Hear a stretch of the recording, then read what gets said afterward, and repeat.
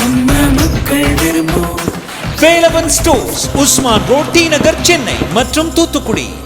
விழா காலங்கள் எல்லாம் வேலவன் ஸ்டோர்ஸோடு.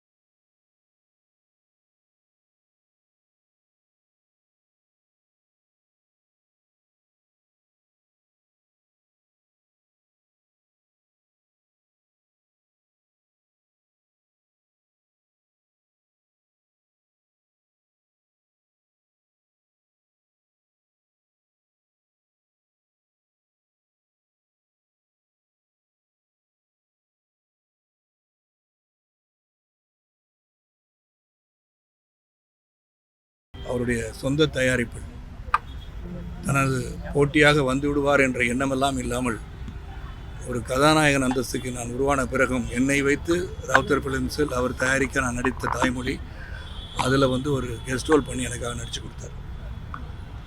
நான் பார்த்த பல மனிதர்களில் விஜயகாந்த் ஒரு சிறந்த மனிதராகத்தான் கருதுகின்றேன்.